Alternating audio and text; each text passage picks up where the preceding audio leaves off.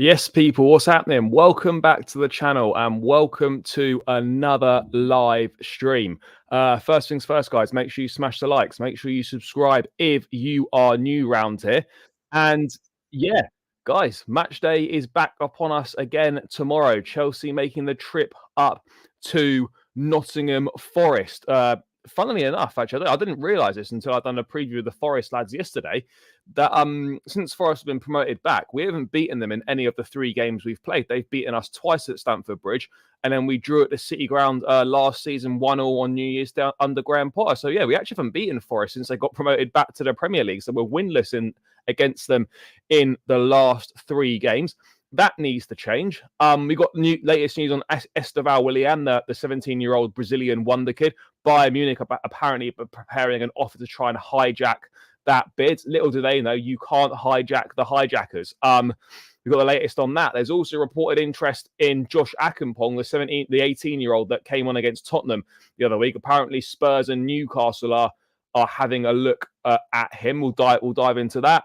Pochettino in his press conference today hinting that he could potentially walk away from Chelsea at the end of the season. Not saying he would, but there were strong hints that he would be prepared to do that if he didn't feel that he was getting what he wanted to a certain degree. We've got Cole Palmer named Player of the Month and Goal of the Month as well. Reece James back in the squad. He could be returning to action tomorrow. The injury list is now down to 8 guys. Unbelievable scenes. Only 8 players out. That's quite something for us. We had links again with Emi Martinez yesterday. So we'll dive into that. The Aston Villa goalkeeper. I think he's fitting well at Chelsea with his shithouse antics. And yeah, all things the game tomorrow as well. So big up to everyone that's locked in, guys. Make sure you smash the like, subscribe if you're new, all that good stuff. Less than 200 subscribers now from 9K. So make sure if you're new around here, hit that subscribe button, guys. Let's knock those last couple of hundred off quickly. But let's say hello to a few people, and then we will dive into things on this Friday afternoon. We need to win tomorrow. We want to get Europa League football. Yeah, we absolutely do. We have to win all our games and then hope that Newcastle drop points. That's the reality of the situation that we're in right now. I prefer to play Gusto because I don't want to take a risk on James. Yeah, to be honest, Gusto is now back. We'll dive into the team stuff later, but I personally stick with Chalobah. I don't want to put Gusto straight back in for no reason. No, we're going to dive into this Poch stuff. What else have we got going on here? I don't think it's a PR thing. He's openly speaking, his mind. Ultimately, why is it always down to the owner? Why is it always looked at from one side? No one seems to take into consideration the fact that him and his coaching staff might not want to continue themselves. No one ever takes into that. No one takes that side of things into account. Happy Cole Palmer won player of the season. Yep. A good day, a good week for Cole. I'd leave if I was him. No guarantee Gallagher or Chalobah won't be sold. No, there's not any guarantee that Gallagher or Chalobah won't be sold. And I think that's part of the thing that Poch is annoyed about, is that his input as manager, nothing's being listened to. No, I'm not saying that a manager should have manager should have total control and have final say. But if it's a collaborative process, which they constantly bang on about, then his input should be listened to and should be taken on board. He's got far more knowledge and experience in the game than these directors do, and they don't seem to be listening to anything he says, and they just do what they want to do. And quite frankly, those guys aren't up to scratch. Yeah, they've made some good signings, some have worked out, but their general all-round display so far in the job that they're in has been piss poor. It's been poor from them. What else we got? Guys? There's loads coming in. I don't think he'll be sacked, but I do think there's a chance that he could decide to walk away, like Craig David. So I honestly think he could walk. I don't see him being sacked now. Of course, the last 3 games might play a part in that. They shouldn't play a part in that, in my opinion. You shouldn't be making a decision on a manager's future based on 3 games in a season. You should be looking at it based on how are we progressing? Has the team moved forward? Are players improving? all these kind of things. You shouldn't be basing it on whether you come 6th, 7th, or 8th in the Premier League. That's not what your decision should be based on. The decision should already be taken by now. And what happens is, I'm not saying they should have given him a massive contract, but what happens when you give a manager an 18-month contract, a 2-year contract? This, of course, is an option for a third. When you give a manager a 2-year contract, inevitably, after the first season, you have to take a decision on their future. You either replace them or you offer them a new deal. Those are the two options that you've got. So if Poch does stay, then I expect that option in his contract of the additional year to be activated, because otherwise you're just having the same conversation at the end of next season. That's the risk you run when you obviously offer short contracts. I'm not saying a manager should have like 4 or 5 year deal like we have with Graham Potter, absolutely not. But when you get offered a 2-year contract, inevitably, whether you want to make a decision or not, you have to make a decision at the end of the first season. Again, if he walks, you're not due. If he walks away, he's not due any compensation because he's not been sacked. He's decided to leave. But again, I don't know what the payoff is, and I don't believe it's true that a payoff for Pochettino is not going to be massive. Let's be real. It'll be a few million, but I don't think it's anything to worry about. But look, I don't think the manager shouldn't have 100% say. Absolutely not. But it should, as I said, it should be a collaborative process. And at Chelsea, it doesn't seem to be a collaborative process. Guys, there's so many things coming in. Yes, big up, mate. Yeah, mate, the boys will be up for it. The away form's not been good, though. Our home form has been much better. We're unbeaten. We haven't lost at home for quite a while now. Home form is very good.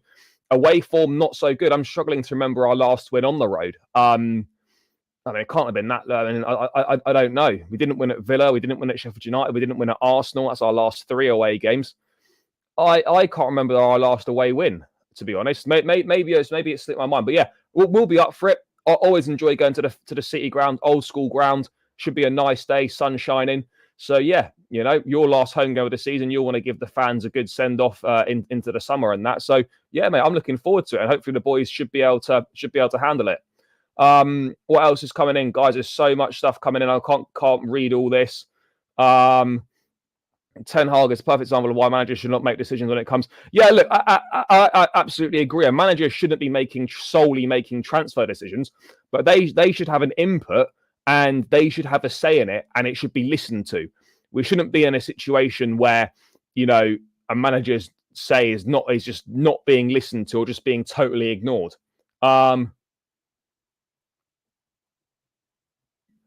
Yeah, no. I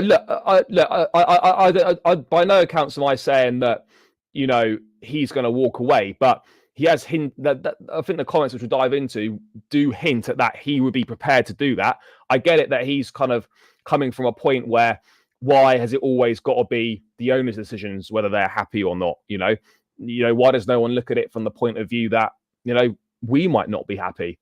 Obviously, he wasn't saying that he's not happy, but no one seems to look at it from that point of view. Right. Anyway, let's dive into things, guys. I think before we get into the Poch stuff, let's tidy up a little bit of transfer news then. Obviously, we had the news on Estevao Willian on, was that Wednesday night we had that?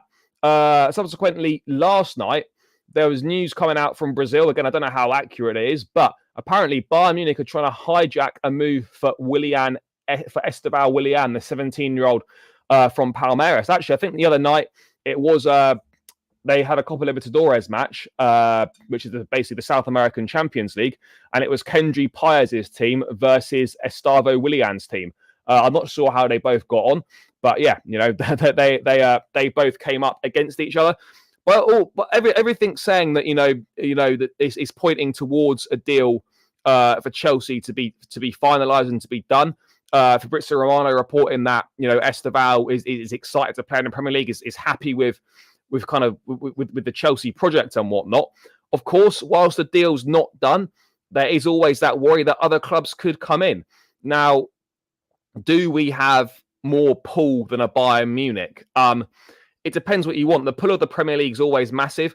I don't know how big the Bundesliga is with South Americans. I mean, obviously, there are South American players in the Bundesliga, but I don't know if you're a young kid leaving South America, like normally it's like it's either Premier League or you're going to Spain, and it generally tends to be a Barcelona or a Real Madrid. Of course, you get a lot that go to Portugal as well, Porto, Benfica, Sporting Lisbon. Some very good South American youngsters at those clubs. But I'd like to think that if we're in this situation with Estevao, we've put the work in. We're putting the package together. They've had long conversations with his representatives and whatnot, and I don't really see how we fumble the bag on this one, so to speak. I'm just not sure we do. Again, it's going to come down to player preference. They're not going to offer us. They're not going to offer more money than us necessarily. The release clause is the release clause. So it comes down to preference and then financial package on offer and attractiveness of the project as such.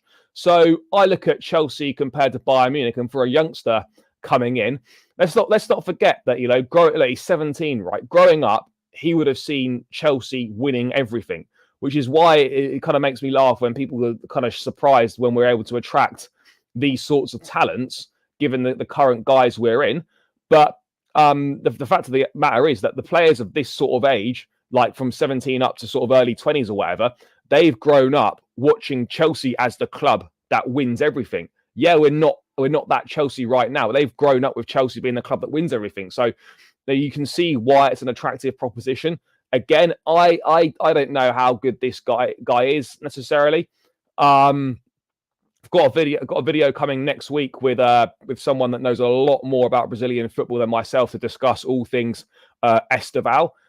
So stay tuned for that one. But yeah, look, it's I wouldn't say it's a concern. I think Chelsea looking to pay, I think, 55 million euros for him, which seems quite a lot. I mean, he was asked about Fabrizio saying yesterday even. So we've got the Bayern hijack potentially, but then just to round this little section off, Fabrizio reporting yesterday that Chelsea will want to seal the Willian Estevao deal as soon as possible after personal terms agreed as reported.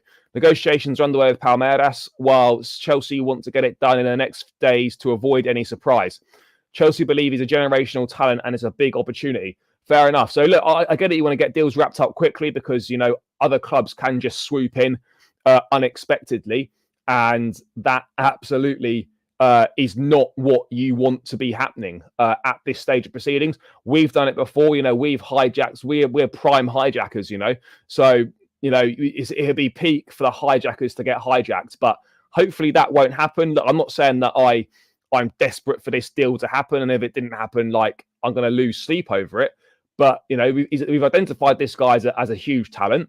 I trust the scouting department and whatnot that, they've looked at him properly and whatnot. And if we're going for this player, let's make sure that we get the deal done and we close it off. I personally Bayern Munich are a massive football club. Yes, they'll have Champions League football to offer and whatnot. But personally, I think Bayern Munich right now in a bit of a lull. And I look at Chelsea's project and, playing in the Premier League and whatnot. There's already quite a few South Americans there. Obviously, Kendry Páez is coming in 2025. Enzo Fernandez is there. Moises Caicedo, South American. That's another 2. I feel like we've got more South Americans, but I can't think of them off the top of my head.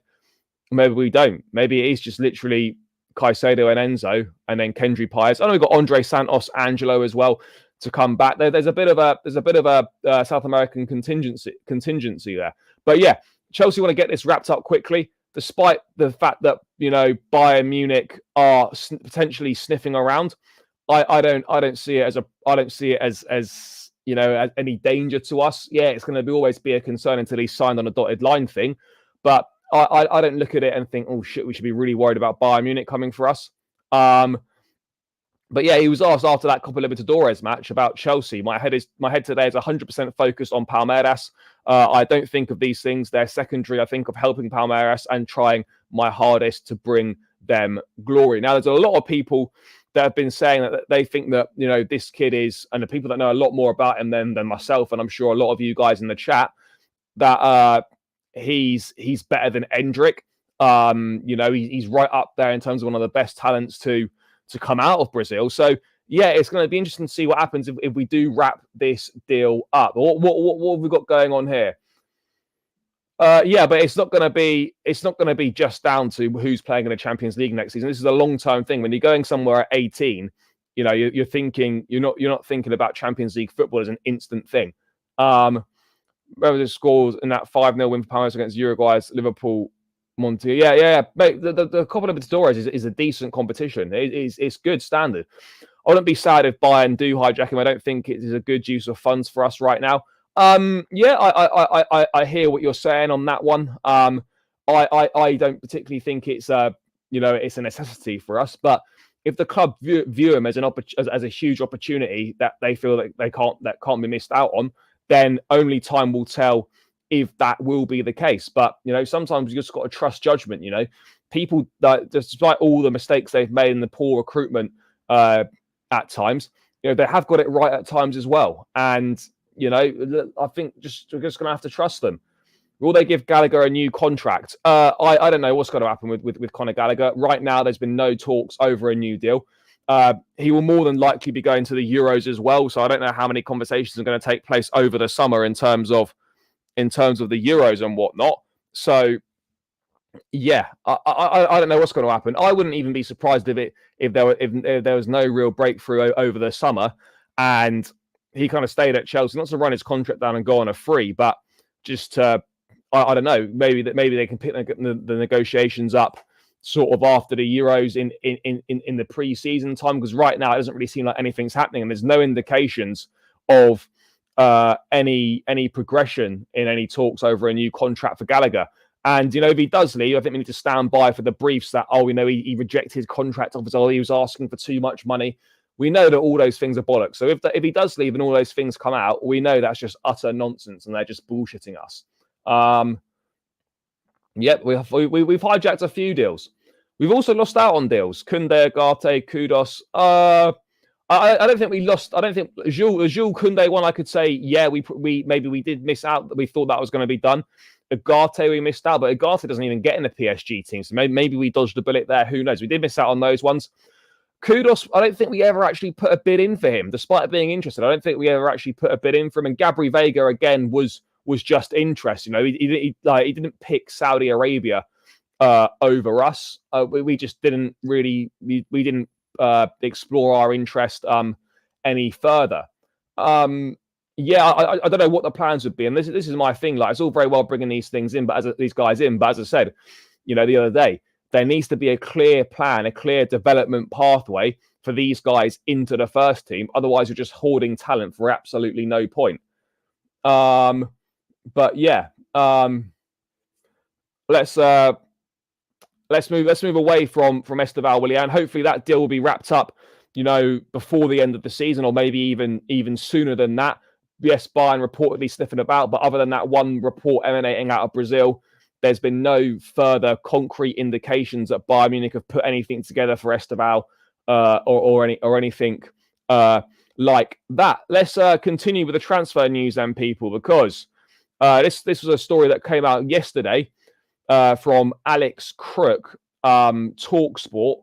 I don't know how accurate this is or not, but Chelsea are expected to reignite their interest in Aston Villa goalkeeper Emi Martinez as their search for a new number one intensifies. Now, there's no smoke without fire. There have been a lot of reports recently about Chelsea looking for a new goalkeeper this summer. Now, I don't know how much I believe those reports, but the frequency of them seems to suggest that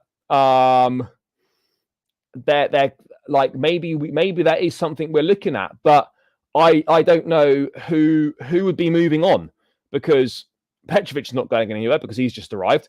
Sanchez has just arrived and he's on a 7-year deal. Are we in a situation where we've already decided that actually Sanchez is not it, and we're going to move him on after one season of which he's been injured for the majority for large parts of it? I'm not sure what the plan is, but if a goalkeeper is coming in, then you look at it. I don't look at Petrovic going. So that means that if a goalkeeper's coming, that means that Sanchez is on his bike. Bettinelli is the third choice, vibes and all that. He's not going to play. Kepa's going, he'll come back. He's got a year left in his contract. He'll be gone. And then if a new goalkeeper's coming, then the only candidate that can leave is Robert Sanchez, because no one else can leave. Sanchez is not going to be a third choice goalkeeper, and neither is Petrovic. So I don't know if you have a situation where another goalkeeper comes in and Petrovic goes on loan, but he's already proven that he can do it in the Premier League. So that doesn't particularly make any sense on that front either. So I'm just I'm a little bit confused as to what's going on here. Would I take Emi Martinez? I absolutely would. I think he's a very good goalkeeper. He's a bit of a shithouse as well, which would go down nicely at Chelsea. As you can see from his stats there in the league, he ranks high he's top ranked in goals prevented, goal prevented XG, goal prevented XG per 90. He's top crosses caught. He's top keeper sweeper regains. That's why they make half this stuff up. But yeah, he's top of that. And he's top of headed clearances. I don't really care if my goalkeeper's heading clearances away or whatever, but yeah, he gets stuck in and all that. Look, this would be a good move. The reality is right now, would he swap Aston Villa for Chelsea? Villa are going to be in the Champions League next season. They seem to be a club on the up under Unai Emery.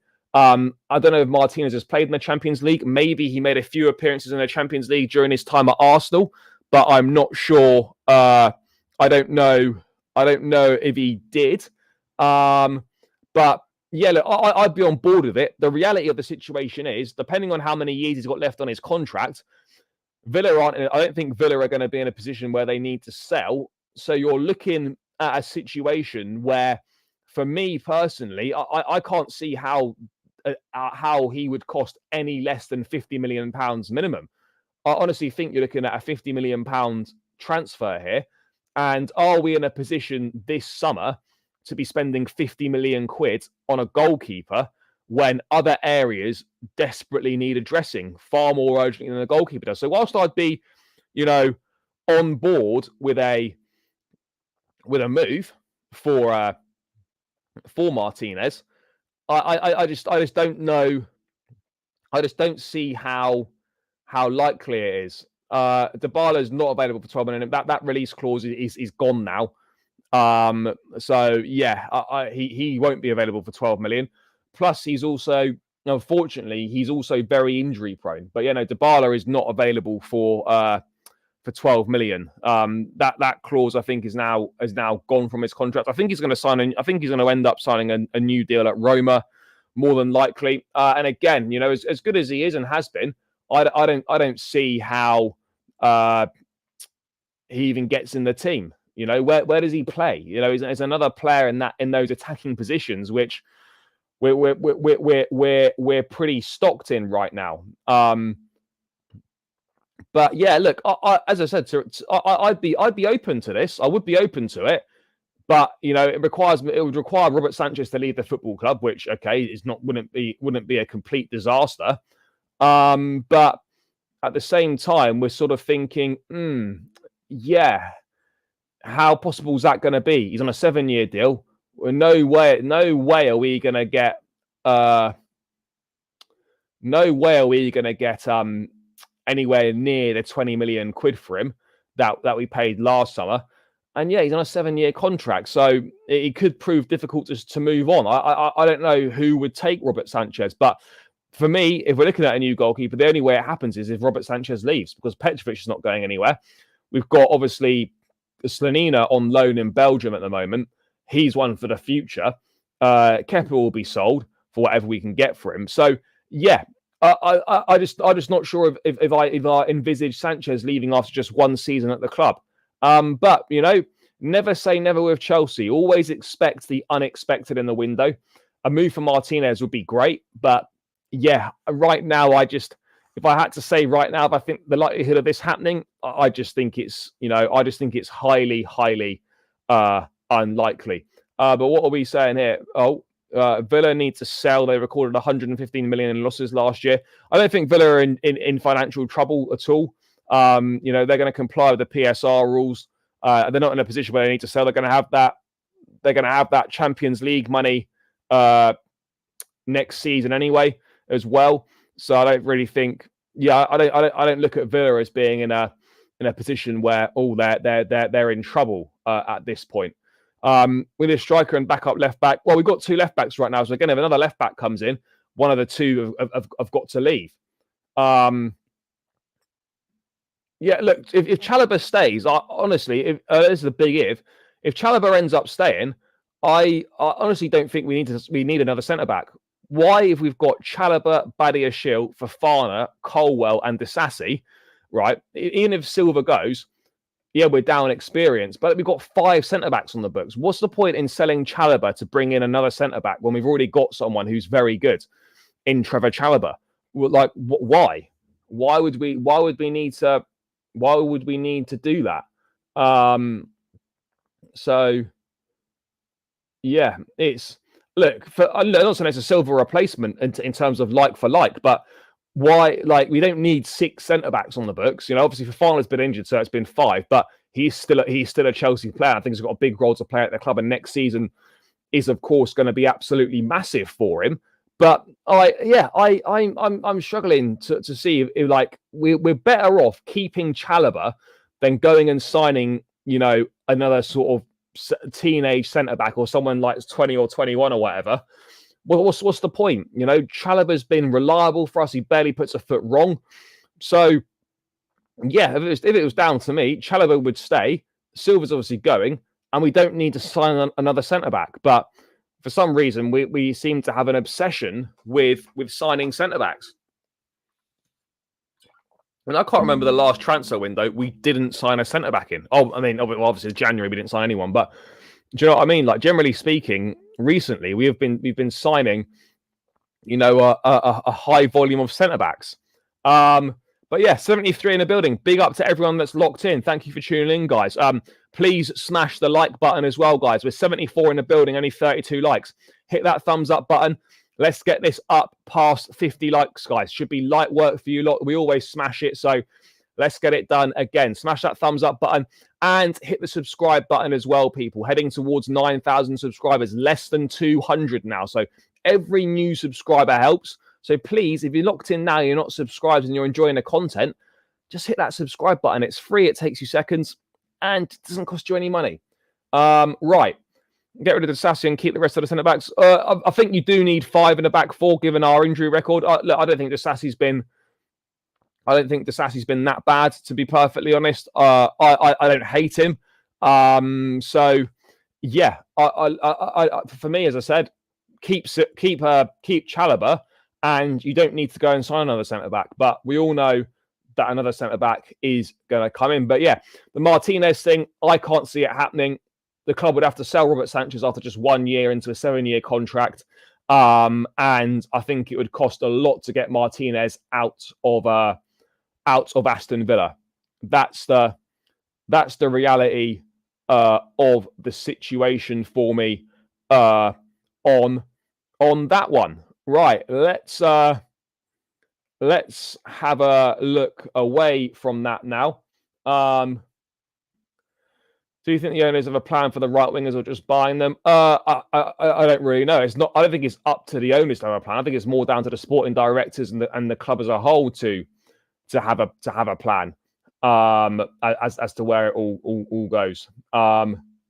Yeah, look, it's gonna be tricky. You know, they're not all just going to walk back into the team, but you know, it's great to actually have good strength in depth, good options going forward, because you know we haven't had that at all.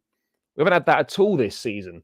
You know, there's been very little rotation because we've had so many players injured. Now that players are starting to come back, yes, there's still 8 missing, but you know, it gives us a lot better options. It gives us a lot better options. I don't know. I haven't heard anything, but you know, there might well be some performance-related bonuses potentially in there, but not any that I've heard of at all. But yeah, let's move away from that. That's pretty much kind of the transfer news, people. There's one other small thing actually. And it appears to be a recurring theme. Tottenham and Newcastle are also among those to have considered a move for Josh Akimpong, and many other clubs in Europe are looking at him as well. So this is the is he a left back? I think he's either a left back or a right back. I think he's a left back. Anyway, point being is, another lad out the academy at Cobham, very highly thought of. What's the plan with him? He's a right back. Look, is he gonna get minutes ahead of Reece James and Malo Gusto? No, he's not. But obviously, a talented player there. What's the plan for him? What's the pathway for him into the first team? This is obviously another talented player. Clubs like Newcastle and Spurs, don't want your players if they're no good. I don't know what the best step would be for him. He's 18 now. I think he needs to go out and play senior football. So whether that's in the Championship, whether that's abroad somewhere, I think those would be good options for him. Again, sell with a buyback clause. Again, those are options that are available there. He hasn't even made one appearance for the first team. He did well, in fairness, when he came on against Spurs. He looks good. But we kind of knew that these guys were on the bench because of the players that were missing at the end of the day. And that's no slight on them. But yeah, let's wait and see what happens with him. But I don't want to see a situation where constantly kind of year after year, sort of the best players from the academy or players that have graduated from the academy to the first team are just being sold off. That's not the way to operate. I know now with FFP situation and stuff, and the fact that they count as pure profit, teams are going to be more incentivized to sell their own because it benefits them so much more financially. But I don't want the club to go down a route of selling these academy players and then spending a lot of money to bring replacements in who actually aren't really as good as what we've produced ourselves in the first place. Again, I don't know an awful lot about the lad, but it would seem a shame for me if we're constantly just looking at selling our academy products off every single transfer window. So there's definitely a food for thought there on that one. I don't know what the plan is with him. I don't know how many years the guy's got left on his contract either. But it is what it is at the end of the day. The reason kids love to go to Chelsea Academy is because no matter what, they will have a long-term future here or elsewhere. Yeah, look, ultimately, you look at the track record of the of the academy, and even if they don't make it in a first team, whenever you watch football, there always seems to be someone that's come through the academy at Cobham playing somewhere, whether it's in the Champions League, whether it's in Italy, whether it's in wherever it is. There seems to be always someone playing. So even if you might not make it at the Chelsea first team, having your formative footballing years at Cobham is, there's no better place. There's no better place. You only have to look at the conveyor belt of talent that has been reeled off to see that it's a very good place to go. Even if you're not sure you're going to make the first team, you will go and have a very successful career elsewhere. Isak is never coming to Chelsea, and absolutely no chance. Again, it's just not happening. I don't think he'll be sold this summer. I'd be surprised. I think they'll give him a new contract, and then he will, and then he'll go on loan again next season, whether that's to Ipswich or elsewhere. Yeah, at the time it was because he had 1 year left on his contract. He'd been injured a lot. He wasn't making an impact, and so yeah, it was the right thing. It was the right thing to do to sell him. As much as love Callum, and he's probably the most talented of the lot to come out of Cobham. When you speak to people that have been close to the academy and you hear what they say, they say that he was the most talented they've seen come out of the academy. You look at some of the stuff he was doing at a young age. I mean, he's still young now. Are you somewhat concerned that even with all these injuries, Pochettino was still quite against using some of the youth players? No, I'm not concerned. You know, they got minutes from the bench and whatnot, but I think as though you don't want to just chuck guys in for the sake of it. So no, I'm not concerned. I'm not concerned by it. No. I mean, people love the idea of a swap deal, and so many times, you know, swap deals get mentioned in transfer windows, and they just never happen. I mean, Newcastle are never accepting that. Why would they accept a defender for in exchange for a striker and money?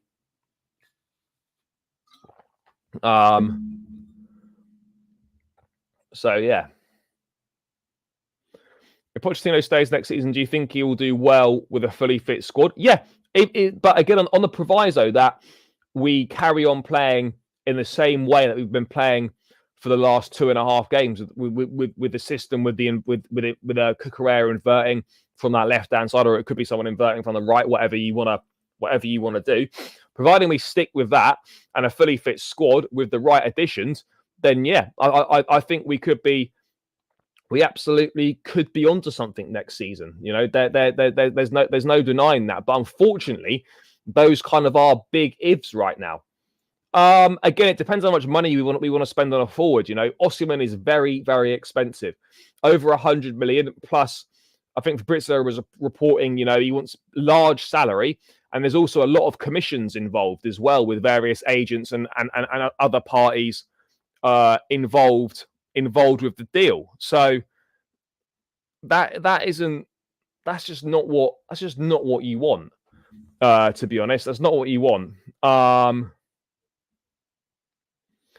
Yeah, no, I don't think he's done that badly. In all honesty, you know, if we do finish in the top 6, which I hope we will, but it is going to require Newcastle to drop points. But if we do finish in the top 6, if it was a 6th place finish, a cup final and a cup semi-final, with all things considered, I don't think that's a dreadful season, and I think that's not a bad job. No surprise that whenever a player leaves Chelsea, they don't get injured anymore. Look, again, it depends. Look, it's not an ideal situation yet, of course. I feel like some of these youngsters could have had more minutes, especially when we were 3/4-0 up. Yeah, but how many times have we been 3 or 4 up? Not that often. Fabrizio said, "Bro, we're selling him." Yeah, Ziyech is gone. Bro, yeah, there is a market for Bro. Yeah, I don't know. I don't know how much money we're going to get for him, but it's not going to be very much money, in my opinion, for Amanda Broja. It really isn't. I just want to know what manager could possibly come in and be successful, and what manager would be enticed by the job. Flick, no. Ornstein's already said Flick's not happening. Tuchel is never coming back. Nagelsmann is not happening. Ruben Amorim's stated multiple times that he's staying at Sporting Lisbon. And then De Zerbi, for me, is not it, and would be a huge gamble. You know, De Zerbi, for me, needs to prove that last season wasn't a flash in the pan, and this season was just a blip. So, yeah, you know, De Zerbi needs to show that it's not all that. Yeah, of course. And I think he is frustrated that he's not been listened to. You know, he's asked a number of times for more experience to be added, and nothing was done about it. Nothing was done about it, which is just not what you want, guys. Also, not what you want to see is 82 people in the building, which is fantastic. Only 44 likes, guys. Come on, smash the thumb button, get those likes up. Plus 50, guys. That you don't know what to do, so please keep smashing the like button and subscribe as well if you're new around here. But let's get these likes up to over 50, guys. Come on, do your thing, people. Do your thing. I thought De Laurentiis would not sell for less than 120 million euros. Yeah, 120 million euros is about 112, 113 million pounds roughly. Do I rate Ziyech? On his day, he's great, but yeah, it's just I don't know. I just think he flattered to deceive at Chelsea. I feel like we're going to fuck up different deals for a striker, wait until the transfer deadline and then just get what we can. No, I'd like to think we'd be better plan than that. There's so much stuff coming in right now. Yeah, of course. Absolutely.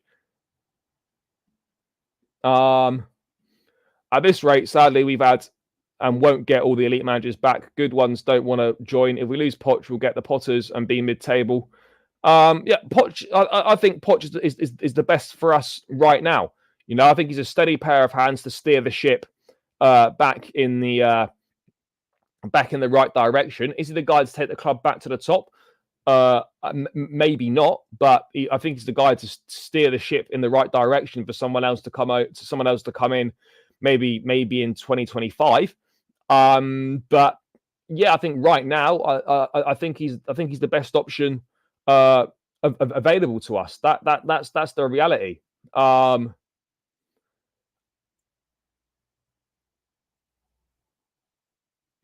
Have Brighton conceded less goals than us in the league this season? But they've also hardly won any games. So, I mean, have Brighton conceded less goals? I'm gonna have a look. Premier League table. Goal. I mean, they might well have done. Yeah, they've conceded 2 less goals than us. 2 less goals.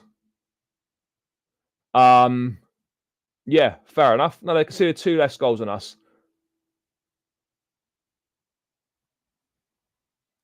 Yeah, there we go. I mean, look, I like João Pedro. I think he's good. Evan Ferguson, I'm not sure what's happened to him. Matoma's been injured for large parts of this season. Ansu Fati's missed a lot of the season. And Ciso, they got good attacking options, but yeah, not available. Not that I really want De Zerbi, just, fair enough. If Arsenal had a year with a lot of their top players out, they wouldn't be. No teams would be with that many players missing. Poch not happy. Silva's gone and he wants Connor. And I don't know if he's not happy about Silva. Silva was. We knew that Silva was eventually going to come to an end. Do I think he should have stayed for one more year? I think he would have liked to. I think it could have been. It could have been beneficial to the squad, but ultimately, that's not the case, and it's not happened. So yeah, that's kind of where we're at with the situation. Do you think Madrid will come good? He's basically the only player recently that for me hasn't showed enough for us. I like him. I think he will. You know, all the raw attributes and the skill set is there. It just needs refining. You know, it needs refining. There's no denying it. But look, I think he's done. I think he's done okay this year. You know, I think he's done better in the last few games. I think, you know, regularly start having a run of games on the side is definitely helping him. It's definitely helping Madueke as well. So yeah, look, I think the last few games he's been decent. And yeah, let's hope he can push on. Let's hope he can push on. I don't know. It depends on the situation. He might not even be in the squad. Let's wait and see. We're going to get to that in a sec. But yeah, anyway, let's move on, guys. Let's move on. Cole Palmer has been named the Premier League Player of the Month for April, and he's won the Goal of the Month as well. And he becomes one of only 5 players to win the Goal of the Month and the Player of the Month in the same year, in the same month. Sorry. I think the others are Bruno Fernandes, Jesse Lingard, and I can't remember the other ones. But yeah, it's not 4 awards in a week for Cole Palmer. Chelsea Player of the Year, Players Player of the Year, Premier League Player of the Month for April, and the Premier League Goal of the Month for April. Doubling up. Palmer again. You know, that's what we do. Thoroughly deserved. And do you know what's mad, right? Cole Palmer's the first Chelsea player to win a Player of the Month award in the Premier League since Eden Hazard back in September 2018. Do you know how crazy that is? That no one's won a Player of the Month award at Chelsea since 2018. Incredible, really. When you think about it, how is that? How is that even possible that no one's won a Player of the Month since September 2018? But Palmer's done it now. He's doubled up. The Goal of the Month was the first one against Everton in the 6-0. And yeah, look, he's getting the recognition that his unbelievable season deserves. You know, rightfully scooping awards. Hopefully, the Young Player of the Year is added to the cabinet as well. Honestly, I don't see any other option. But that. You know, it should be him. But yeah, look, thoroughly deserved. And yeah, we keep on moving. 3 more games left. Is he going to overhaul Erling Haaland in the race for the Golden Boot? The reality is, no, he's not going to do that. As much as we'd like him to, he's 4 behind with 3 games left. He's not gonna. He's not. It's not happening. If we can secure, if we can secure, what was I going to say? If we can secure the Europa League football, fantastic. But yeah, I don't think Cole is going to get enough goals to overhaul Haaland right now. Let's just hope that we can secure that runner-up space in the race for the Golden Boot. But yeah, Palmer picking up awards left, right, and centre, thoroughly deserved. So yeah, that's great to see. Absolutely brilliant to see on that front. But let's move ahead to the game itself. Chelsea versus Forest. Our home form is very good. However, our away form is not great. It's not great, the away form.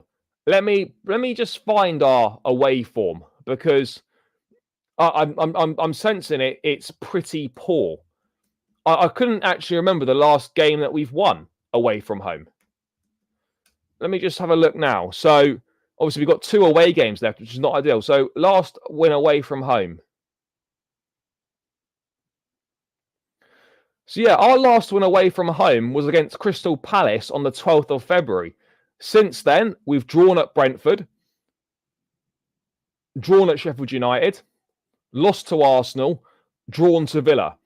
So actually, we've not had that many home games since February, away games since Feb, but we beat Palace and then drew to Brentford, drew to Sheffield United, and we lost to Arsenal and drew to Villa. So we've got in our last 1, 2, 3, 4. So we've got 1 win in our last 5 away games, and we've had 3 2-all draws in the process. So 1 win in our last 5 away games. That needs to change. The away form's not been good, people. The away form has not been good. I don't know how many games we've won away from home, but out of the 15 we've won, I don't think that many have been away from home, to be perfectly honest. But yeah, 1 win in the last 5 away games. And considering we've got 2 away games left to finish the season, we are going to need to find some sort of form away from home. That's the reality here, people. We're going to need to find something away from home, because right now we haven't seen enough away from home, people. We have not seen enough away from home. That's the reality, guys. We haven't seen enough away from home, but let's hope we can see a bit more tomorrow. That would be a good place to start. No, Leslie is not back. I don't think they're not up for it. I just don't really know. I don't really know what's happened. I wouldn't say that. Yes, big up. If Chelsea finished 7th this season, what European football would we get? It would be the Conference League if you finished 7th. But let's start with the injury news then, because we had a lot of players out against Spurs, with a few less out against West Ham, and now we are down to just 8 players missing. Reece James is back in full training, which is fantastic. Leslie Ugachukwu back in full training, although there's no mention of him being part of the squad. Sanchez is in partial training, and then obviously Chilwell, Chukwuemeka, Enzo, Fofana, and Lavia we obviously know about. So we're without 6 players tomorrow, which I think is probably one of the lowest it's been all season, if not the lowest. So that's obviously a good thing to see, that players are starting to come back. Obviously not great that it kind of coincides with it being pretty much the last few games of the season. But I guess better late than never.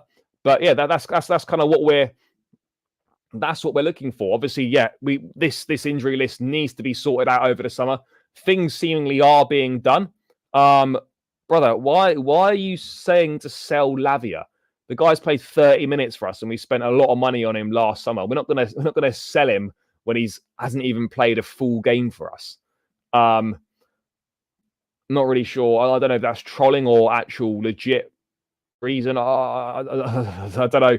I don't know what the thought process is behind that. But yeah, anyway, the injury list is coming down. But the big news is that Reece James is back in full training.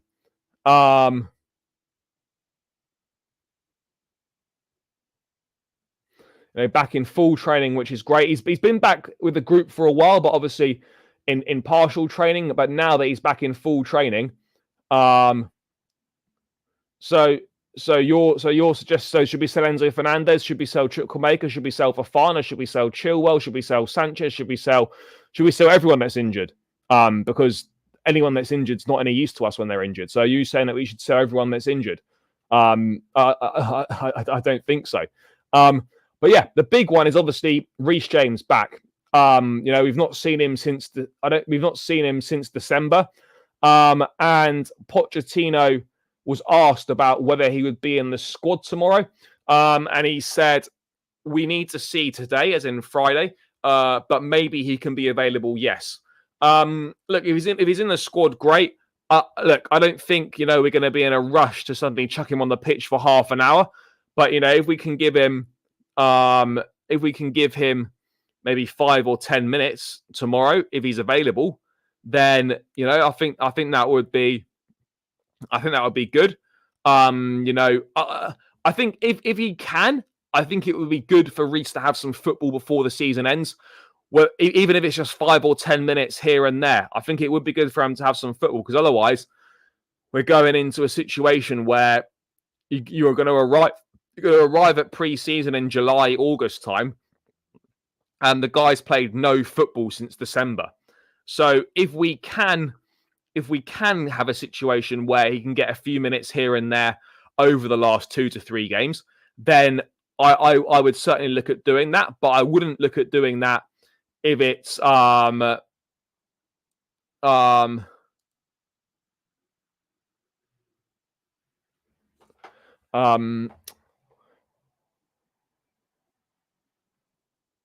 if it's possible and it's not a massive risk, then I would absolutely be looking at doing that if possible. But again, if there's anything that suggests, actually it might be a bit of a risk, then just don't risk it.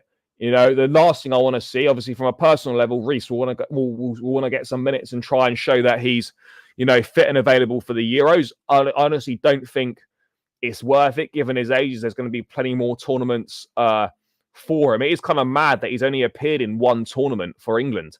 Having missed the World Cup, having missed the previous Euros as well, I think.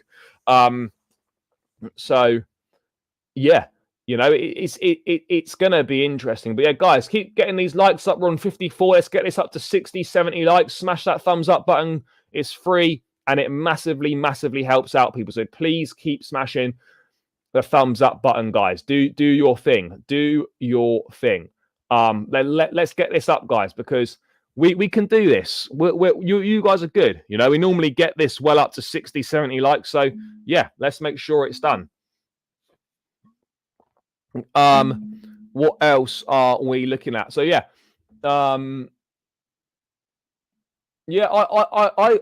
no, when a team's just won 5-0, why would you make any changes to the lineup?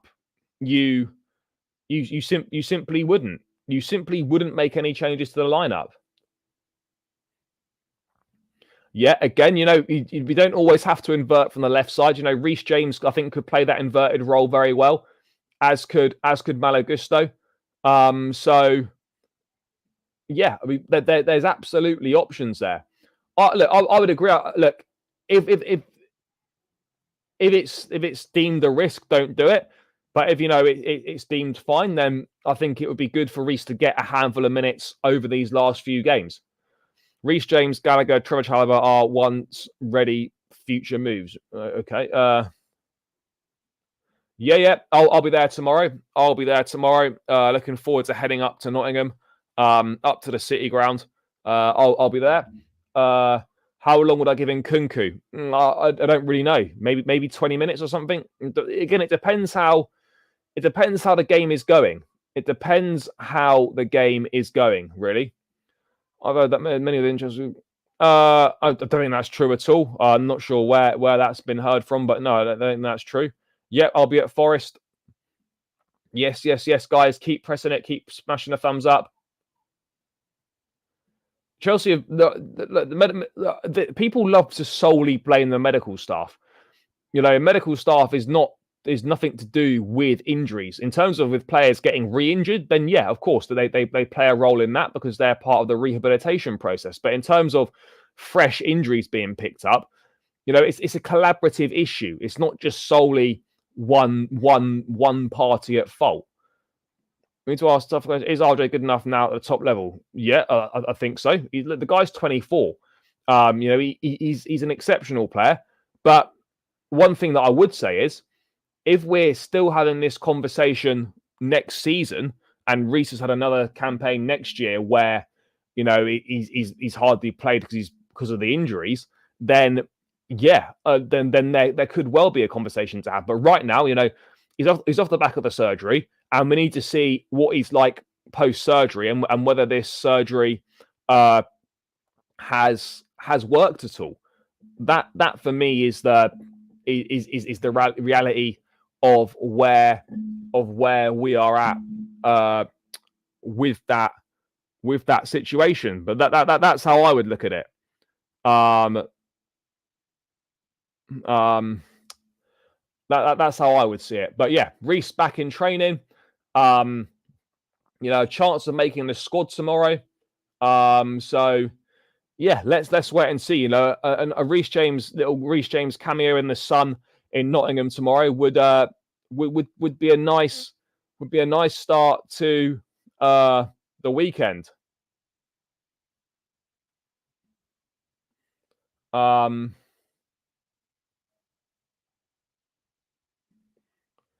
It's not doing that job probably because I'm asking why these players are injured as soon as they're off the injury list. I don't know. I don't know the answers to why the injuries are constantly happening. I don't know. But what I do know is it's not solely the responsibility of one person or one department. But yeah, the big news: Reece James back for Chelsea, could be in the squad tomorrow. Obviously, depending on how training and stuff went today. So that is a huge positive for Chelsea. And somehow, towards the end of the season, things seem to be coming back together. But before I dive into the team news and stuff, guys, let's just quickly let's address the Pochettino stuff. It was quite a long answer he gave when he asked about his future. Look, it's not important. The most important thing is to keep going, working. If we are all happy, not only the owners happy with us or us with all the organisation the club is building here, because of them, we are all under assessment. If we are happy, perfect. But it's not only if the owners are happy or the sporting directors are happy. If we are happy, you need to ask us also, because maybe we are not happy and we accept the situation and we need to split. It is not going to be the first time the coaching staff at the end of the season decide to not keep going. But at this end, it is always the opposite way. It is always the owners or the sporting directors. They can say tomorrow, maybe I can say I want to leave. It is two parties to make a decision. Because Chelsea is not happy, the owners or the sporting directors, maybe we are not happy because we arrive here with a job to do, and in the end, it has not happened what we expect. I'm not saying I'm not happy, but it is always one side, and maybe we need to look at the other side. What he's saying there is spot on. What he's saying there is absolutely spot on. It's honest and it's the reality of the situation. And I've seen a lot of people having a bit of a meltdown over this. And I'm thinking, why? Why are you having a meltdown over this? What he's saying is honest and it's the reality. And like, people not liking it basically don't want any honesty from the manager or anyone else, because what he's saying is facts. Why is it constantly put Why is it constantly put out as, oh, are the owners happy? Are the directors happy? Why does no one ever say, well, I wonder if the manager and the coaching staff are happy with the situation and what's going on? I wonder if they're happy with the working conditions at Chelsea. You know, what it's like to work at the club with the current hierarchy and the current situation. Right. Is anyone thinking of that? No, they're not. No one's thinking of that. So do you know what I mean? Like that does need to be addressed. It does need to be addressed. But yeah, look, I think it's I don't know. I think it's a tricky one because what he's saying is right, and look, this is by no means him saying that, you know, he's not happy or he's going to walk. It's just him putting that out there, and it's absolutely true. But if he were to walk away, then, you know, that's going to look really bad on the club. And we've seen how difficult Bayern Munich are having it, trying to find another manager. Like, we could find it very, very difficult as well. The optics of Pochettino walking away would be terrible for the club, would be really, really bad. And like, people need to be careful what they wish for, because right now there are no credible alternatives out there. So if he does decide to walk away, then we're fucked, because I honestly don't know who would come in that's available. That is the big problem. That is the massive problem, guys. But look, what he said is absolutely spot on. It's honest. It's right what he says. And look, maybe he has given a hint that, you know, he is stating that, you know what, yeah, I am prepared to walk away if I'm not listened to. I think that's pretty fair. I think that's very fair. So we're gonna have to wait and see on that. But the reality is, look, does it feel like the end? I don't think so. Look, I get it why people might view it as, you know, his exit plans kind of being plotted one way or another, but it's a really, really poor look if it's him that wants out. I honestly don't think he can be allowed to walk away. It would put us in a terrible light, and we'd have no choice, but we'd have to get the next coach right. You know, Pochettino at Spurs had to deal with a tight budget. I'm pretty sure under him, they didn't sign any players for 2 windows. Like, you either sack the manager or you carry on. When the manager jumps ship, you've got an issue, and a fucking big issue at that. If the manager decides to jump ship, then there's a massive, massive problem. You know, and this is the predicament we've put ourselves in. You're either sacking him or we're carrying on. Those are the 2 options. If he walks away, then yeah, it's looking peak for us if he decides to walk away. Looking hella peak. That's the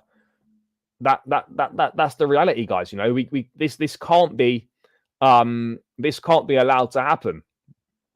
It absolutely can't be allowed to happen. That he could well be walking away like Craig David at the end of the season. We don't want that. But what he's saying is absolutely true. And I don't think he's happy with certain things. I really don't think he is. You know, the amount of times that he's asked for experienced players to be brought in, ignored. You know, there's several things that he's been asked about that have not been listened to. You know, that's the reality here. That is the reality here. You know, that is the reality. You know, and ultimately, if he does walk away, as a reference, look at Bayern's managerial search. They're paying a massive price for how much of a mess the club is above the manager. Like, I honestly think if Poch were to walk away, we'd have an equally as embarrassing, you know, search to try and find a new manager. We probably would be getting pied left, right, and centre like Bayern Munich are. So yeah, we are in a tricky situation, people. We are absolutely in a tricky situation. There's no denying that. No denying that whatsoever. We are in a tricky situation. But what he's saying is absolutely spot on. Look, if he walks away, I honestly don't know what. I honestly don't know what. My massive worry would be ending up with, and no disrespect, my massive worry would be ending up with someone like a Thomas Frank, for example, because that's just kind of going down the Graham Potter route kind of thing all over again. I honestly don't know who it would be. I know there's a lot of people that love Roberto De Zerbi, and I think he's a good manager. But as I said before, he needs to prove himself that this season wasn't a blip and last season wasn't a one-off. So yeah, I think we are in for a difficult situation if he walks away, because I honestly don't know. I honestly don't know who would come in. I honestly don't know who would come in. But what Poch is saying is absolutely spot on. Absolutely spot on what he's saying. And there were things about being promised stuff. It's clear that he was promised things last summer and they weren't delivered. And as an ownership, I'm not sure you'll be able to convince many other managers to come to the club, because you can't just lie your way through it, because you get found out. You can't just lie your way through it. And I think that is exactly what's been happening here. You cannot just lie. You cannot just lie your way through things. And that is what, the owners have obviously promised things and not delivered them to the manager. And that is not a good look. Absolutely not a good look at all. So yeah, I don't know. I don't know what the answer to the question to this situation is. But yeah, it's gonna be a tricky one. It is gonna absolutely be a tricky one for us. No denying it. No denying it whatsoever. It's gonna be tough. It is gonna be tough for us if he does walk away. But look, let's not think about that. It is a worry though, because these guys have been lying about shit. It's so obvious.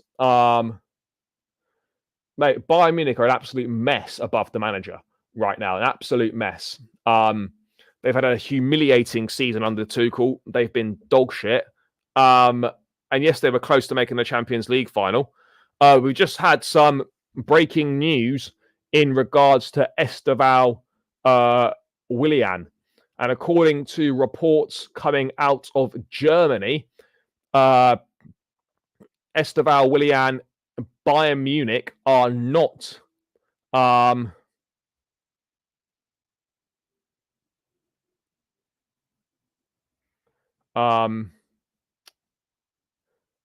actually, Hansi Flick's in talks to return to Bayern, but that wasn't the news. Just a little breaking news now. According to Sky Germany, Bayern Munich are not in the race to sign Estevao. So, yeah, it looks like we might have a clear run at Estevao.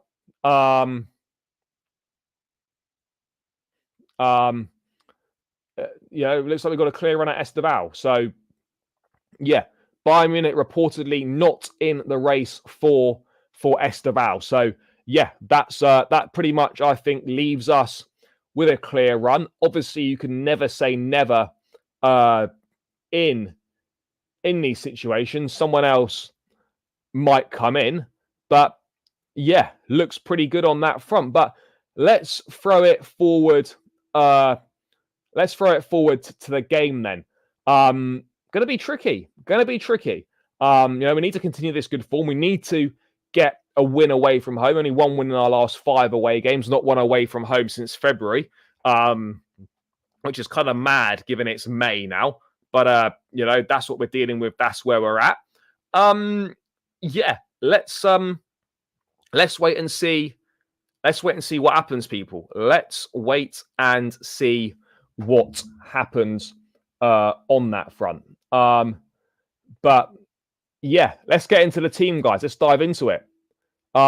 Keep smashing the like button. Keep subscribing to the channel if you're new around here as well. And I think, you know, this could be, this could be straightforward for the lineup. It's great that we've got options available, but I don't think that any of these guys that have returned from injury walk back into the team at all. I don't see it. What do you think will happen to Pochettino? Do you think he'll walk or stay? Ultimately, I think he'll stay. But I don't think it can be ruled out the fact that he could possibly walk. People do. Romans forever, like Chelsea fans are forever indebted to Roman and speak very fondly of him. You know, they speak very, very fondly of him. So yeah, I'm not sure. I'm not sure why Romans is greatly appreciated at Chelsea. But what also needs to be accepted is the fact that he was doing dodgy dealings at Chelsea, and he was up to stuff that he shouldn't have been up to. But you know, that doesn't mean we don't like him or whatever. But you've got to be honest and say that Roman was up to dodgy deals and has done some things that we shouldn't have done. No, this ownership inherited the club, found some dodgy shit on the books, and had to report it, because otherwise we would have been fucked. So, whilst Roman was great, he wasn't a saint. He wasn't perfect. He was up to all sorts of dodgy shit at the football club.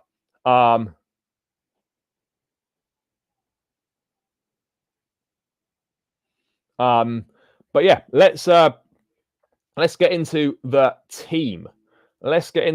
Obviously, Petrovic, we know, is going to continue in goal. I think there is potentially an interesting one. I mean, Gusto did play against West Ham. I don't think he played that long. And I don't know if he's ready to just come straight back into the starting lineup, because ultimately we've kept back-to-back clean sheets now. You know, so I would be leaving the defense the same. Of course, you know, we can be in a situation where you know, we can make changes in that and Gusto can come on and get some minutes. But for me, we stick with the same. We go Chalobah at the back, at right back, sorry. And then it's Thiago Silva and Badiashile.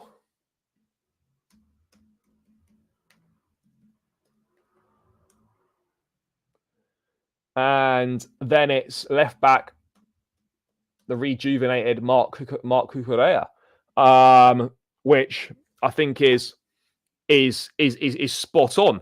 That's the back four that I'd go with. Yes, you know, you've got Disasi available. Yes, Malo Gusto's back now. But honestly, when you've just kept clean sheets in your last two games with the back four as it is, or I say as it is, you know, Gilchrist started at right back against Tottenham, but you get my point. Like, this is Chalobah right back, Silva, Badiashile, and Cucurella. And Badiashile, to be fair, has now started to find his form again. You know, he's had two really good games. You know, and like, that's why I always back ability over performances, because the best will always return to form. And I think he is very good, and he is one that looks like he is returning to form. So yeah, look, that's the back line I'd go with. We know exactly what the midfield pivot's going to be, because they are basically the only two guys that are available. That's the reality of the situation there. Do you think the bench will be better than last game? Yep, it should be. Forest got pace. No, I wouldn't be worried about Chalobah, to be honest. You know, yes, Forest have got the likes of Hudson-Odoi, Elanga, Morgan Gibbs-White, and whatnot. But you know, I think we can deal with it. Gallagher and Caicedo. I literally would be then Madueke on the right.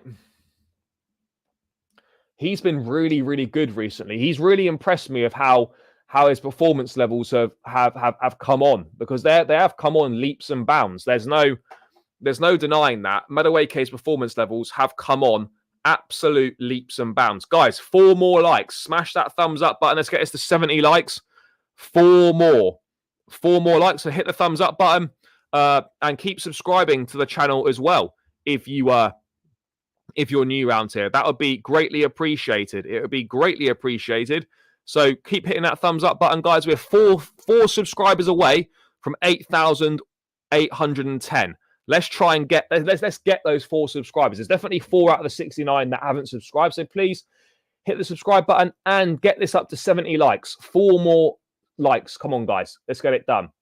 Am I going to cry next weekend when Silva leaves? Yeah, I probably am, to be fair. I can't lie. I probably am. Even if I might not want to, I probably will. It's going to be an emotional one for sure. For sure, an emotional one. Madueke on the right, been really, really impressed. Noni is starting to cook, you know. His defensive work rate improved in the last game. He's direct. He takes players on. He makes things happen. He's scoring goals. He's matured as a player. You know, that cross for Jackson to tap it in was a good one. Yes, big up. Oh, yes, big up, my guy. Big up. Appreciate it.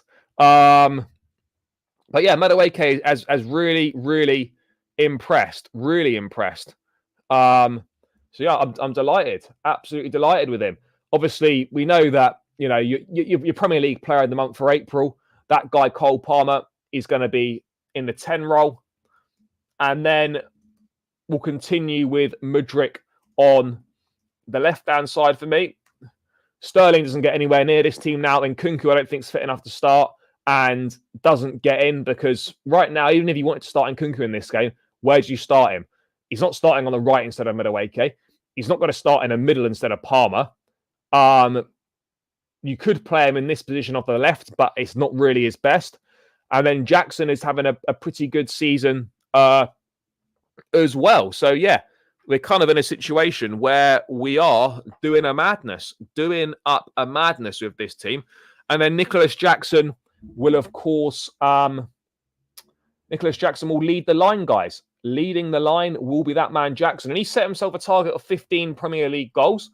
He's on 13, so he'll need 2 goals in the last 3 games to do that. But I look at that team, and that right now, with the players available, that is our best team at this point in time. There's no denying it. No denying it. That's our best team right now. Obviously, it's not going to be the end of the world. Someone else will come in, but yeah, it's not going to be ideal whatsoever. I hope we build a team around Cole Palmer. Well, we're building a team around him right now. I think Forest will leave a high line. I don't know if Forest do play with a high line or not. I'm not really sure. Yeah, we know that we're selling players this summer. We know that. We know that players are going to be sold this summer. But yeah, let's hope the boys can keep this form going because it's been very, very good. Very, very good.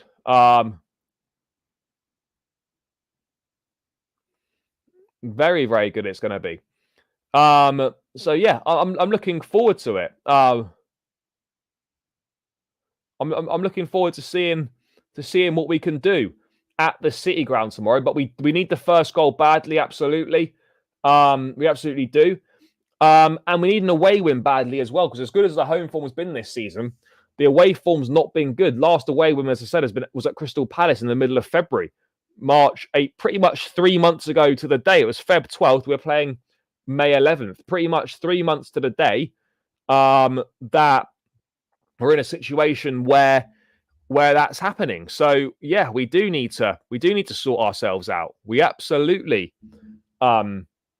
need to sort ourselves out. But that is the team that I would go with tomorrow, unchanged from the game against West Ham. We've just won 5-0 and kept a clean sheet. Probably one of our best performances of the season. There's no need to change anything whatsoever in my book. So keep the team the same. Do I see Man United getting destroyed on Sunday? You would think so, but it would be the most United thing to somehow get a point or to even win that game. which I know sounds strange, but yeah, it's kind of where we're at. But yeah, guys, to round this one out, score predictions. Get your score predictions in the chat, people. Get your score predictions in the chat. What are you lot saying? Do you think we're going to get the 3 points, 1 point, or dare I say it is our late season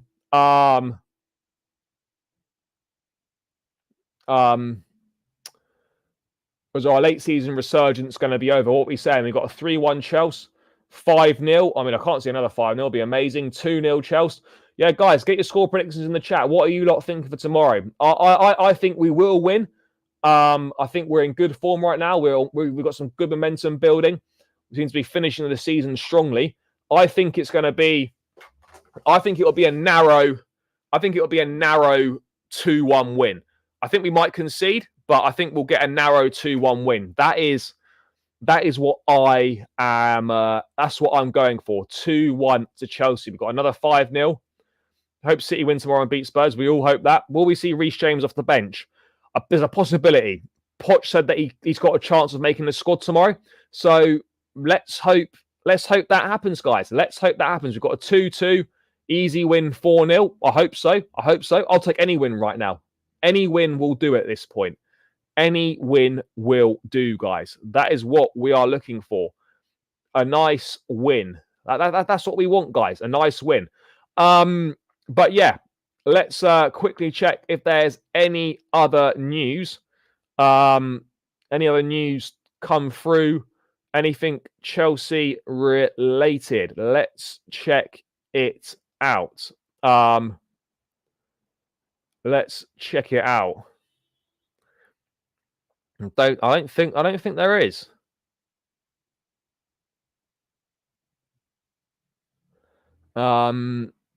No, I don't think there is.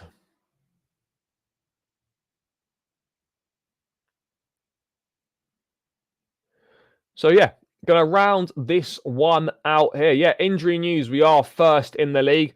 Actually, let me just quickly bring that up very quickly because I forgot to mention it earlier.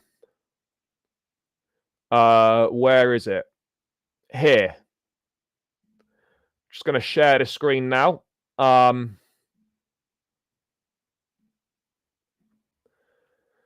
This, people, is ridiculous. So this is a Premier League injury table. Clubs with the highest number of PL games missed through injury. We top that quite comfortably. 16 more injuries than the next closest team to us. And those 54 total injuries have meant that they've missed a combined 309 Premier League games. 309 games missed through those 54 injuries. So that, I know you can't really see that very well, but yeah, that's a madness, an absolute madness there. Chelsea top of the injury pile, 54 injuries, 309 games missed. The next closest is Newcastle on 38. I mean, you look at Man City, 16 injuries this season. Is that it? 16. We're the only club in the 50s, the only club past 40. I mean, yeah, quite something. Got to be addressed next season. When you see it written down like that, yeah, it's a bit of a mad one. When the season's finished, what content are we doing? Euros, and then like last summer, be streaming every day. Transfer window, Euros, England. That's where we're at on the channel, guys. That is where we're at. Like last summer, I can't believe it's coming round again fairly swiftly. We'll be streaming every single day when I'm available. So I'll try and do it every day. I mean, I think I only missed 2 or 3 days last summer. Every day, guys, there will be a stream. And we'll probably try and do a daily video as well, like I was managing last time out. So yeah, let's loads to come over the remainder of the season, and of course into the summer and the build up for next campaign. So yeah, guys, going to round this one out here. Big up to everyone that's tuned in this evening. Love for the support as always. Make sure on the way out, guys, you're smashing that thumbs up button. We're on 70 likes now. Let's get this as close to 80 as we can on the way out. So smash the thumbs up button. Hit that subscribe button if you're new round here as well. And yeah, guys, hope you enjoy the rest of your evening. Have a great weekend. Tomorrow, guys, there'll be 2 videos dropping on the channel. Going to drop a tactics video tomorrow morning with Connor, who's been on the channel before, just going into a bit more detail about the tactical changes and whatnot. That'll drop tomorrow morning, maybe around 11, 12 o'clock. And then we're going to have the match vlog dropping as well after the Forest game. So make sure you stay tuned for that content tomorrow. Enjoy your rest of your Friday, guys. Have a good Saturday. Hopefully Chelsea can put a smile on all our faces. Thanks for the support as always. Love. Catch you lot tomorrow. Up the Chelsea and peace out.